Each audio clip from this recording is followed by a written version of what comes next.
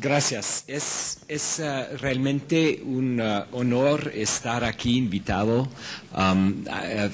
Tengo 10 años de no estar en Quito y es tan bello que hace 10 años con sus bellas vistas. Y realmente las palabras de apertura del director del concept me animan mucho, que ahorita es un momento importante de apertura y de búsqueda de perspectivas y formas de salir del callejón sin salida de la prohibición cero tolerancia. Y en este afán que voy a presentarle mi perspectiva de trabajo, soy un antropólogo. Es decir, un antropólogo cultural en la Facultad de Medicina, y he trabajado en las calles estadounidenses por 27 años, estudiando la salud de los adictos callejeros y los pequeños traficantes, pequeños vendedores de drogas. Voy a presentarles entonces materiales que abarcan 3 trabajos de campo de largo plazo que he realizado. Y como antropólogo cultural, yo utilizo los métodos etnográficos clásicos de mi disciplina, que se llaman la observación participante. Es decir, me tengo que entrar dentro del ambiente natural y la vida diaria de las personas que estudio, con el fin de poder observar directamente las problemáticas que estudio y entender las lógicas locales y culturales y materiales del punto de vista de la población que estudio. Eso significa hacer una amistad respetuosa con la gente marginalizada y también con los parías de la sociedad, requiere una cierta humildad, pero se puede hacerlo.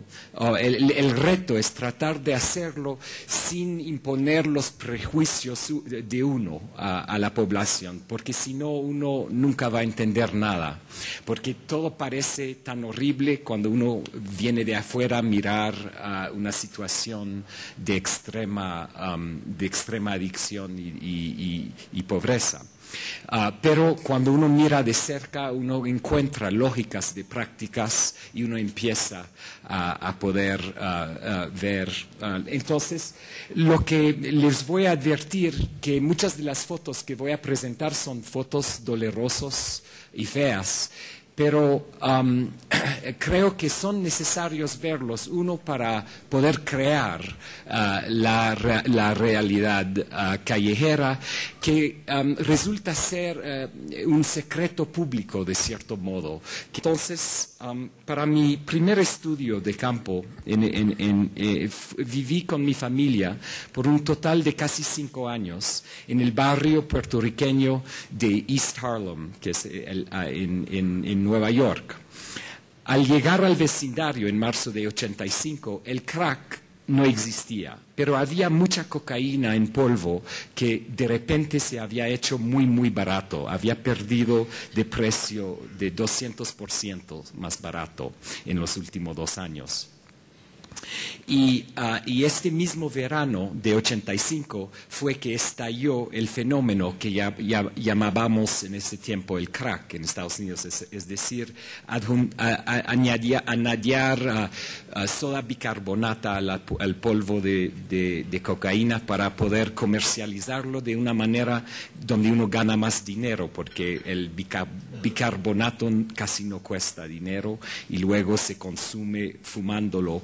Entonces se masifica el mercado.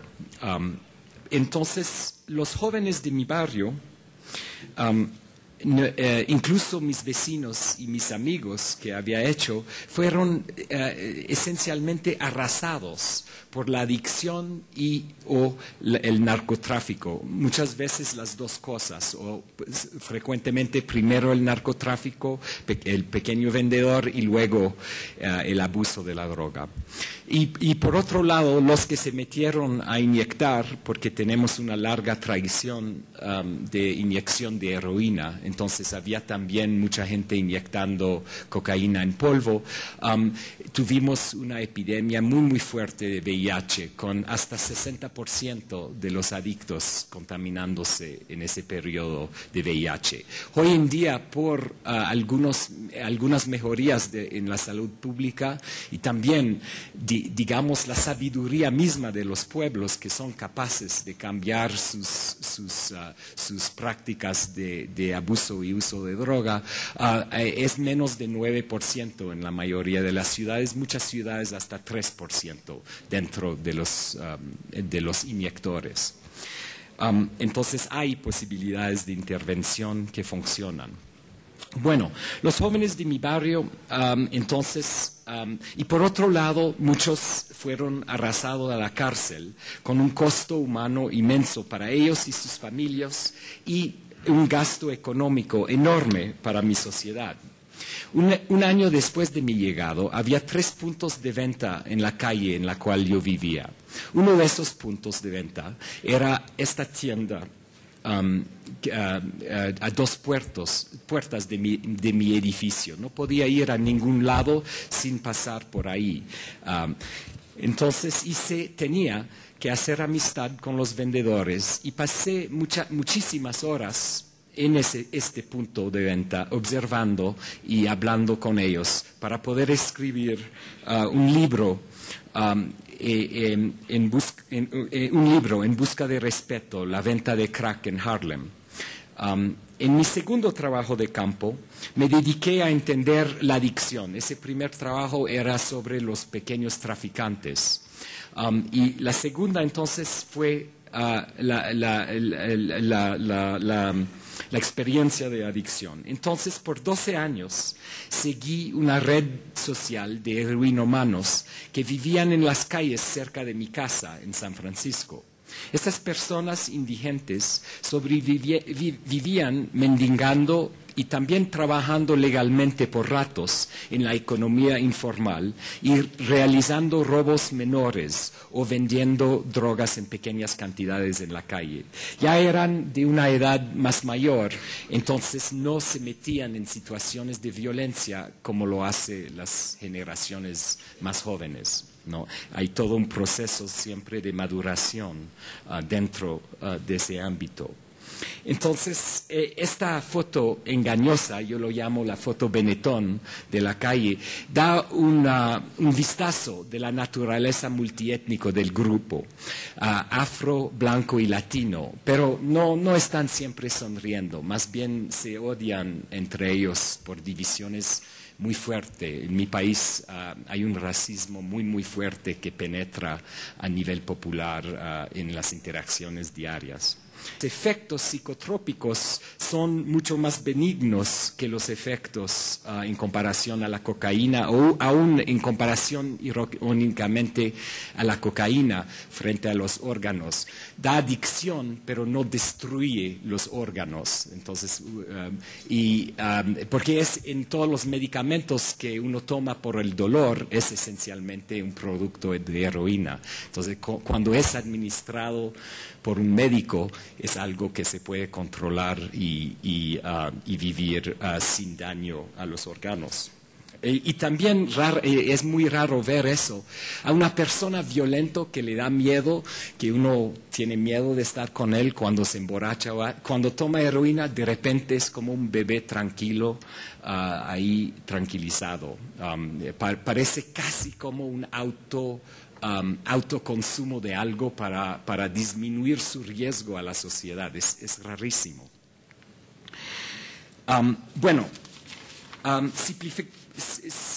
Simplificando bastante, diría que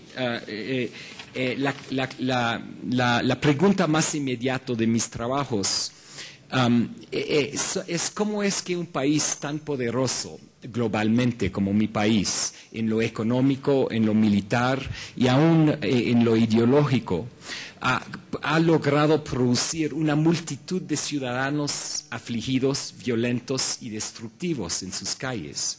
En pocas palabras, ¿cómo es que hemos impuesto en mi país tanto sufrimiento íntimo sobre un sector tan grande de las poblaciones más vulnerables, más pobres de mi sociedad?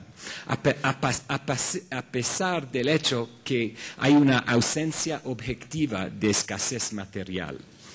Y he estado entonces documentando en la calle los efectos negativos precisamente sobre la salud pública de los efectos políticos de los últimos 20 y 25 años en Estados Unidos, del desmantelamiento del Estado benefactor, la disminución de acceso a los servicios públicos básicos y el auge de las políticas punitivas de cero tolerancia y especialmente de encarcelamiento.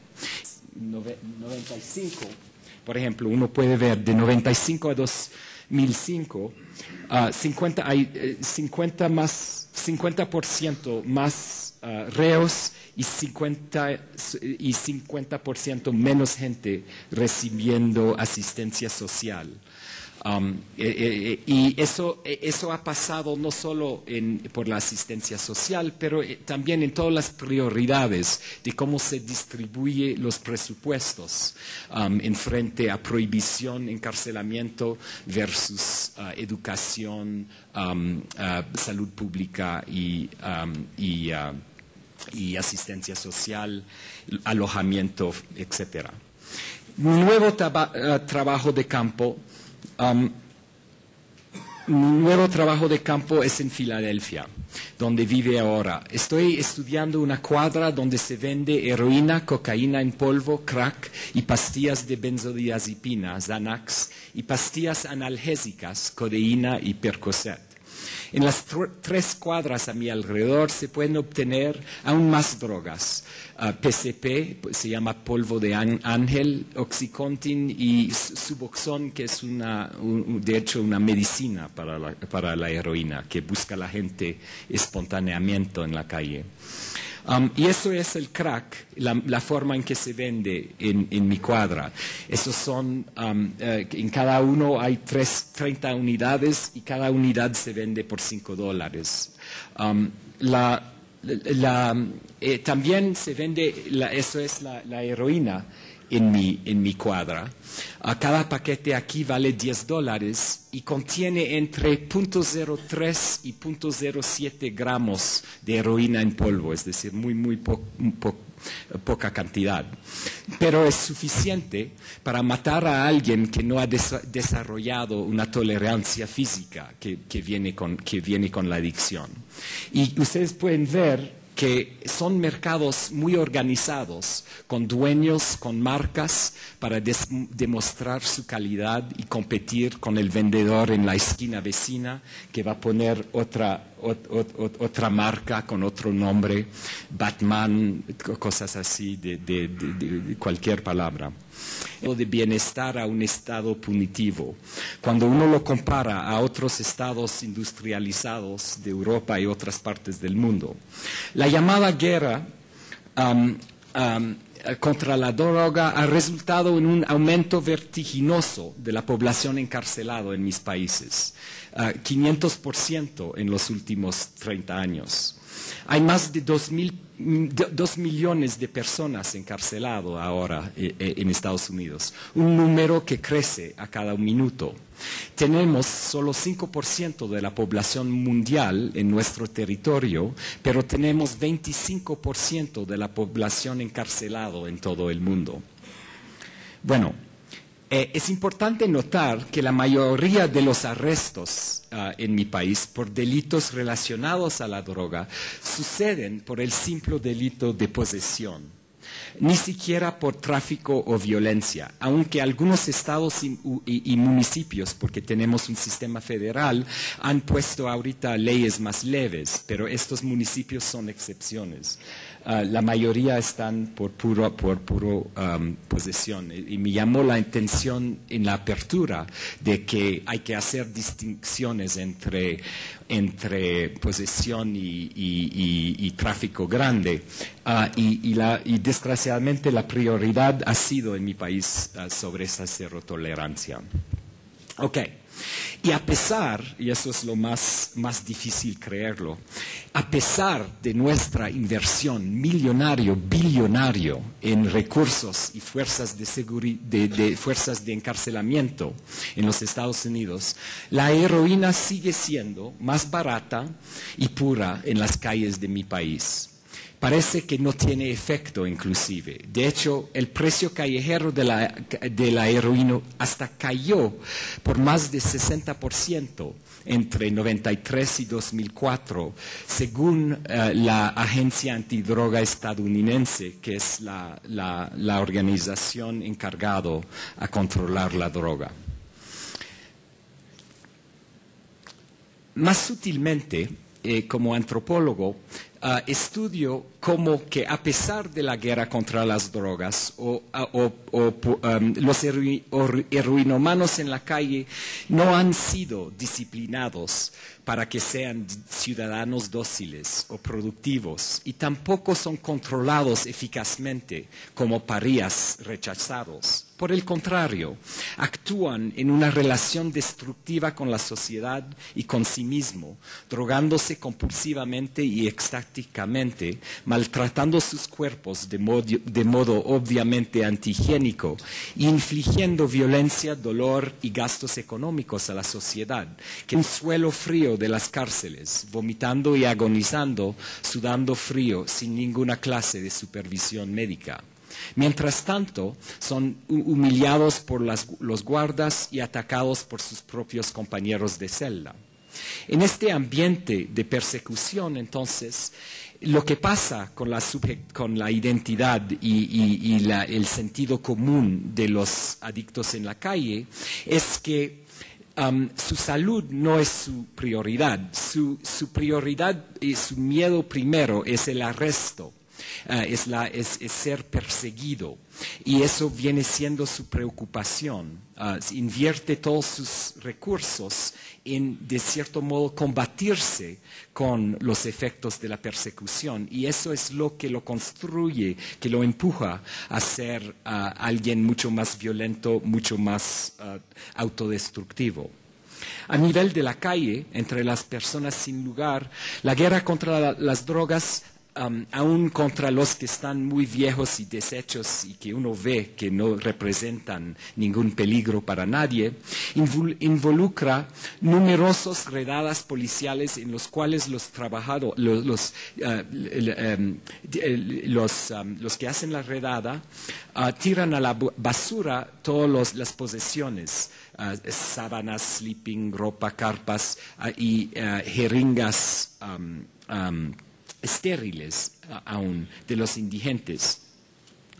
Y irónicamente, algunas de esas posesiones han sido dados a estos indigentes por parte de otros servicios municipales pagados por el Estado, de la salud pública o de las iglesias locales, pero ellos no tienen, pero la prioridad es con el lado del Estado que los persigue. Entonces, por un mano gastamos dinero y por el otro mano destruimos lo que ese dinero trata de hacer como intervención.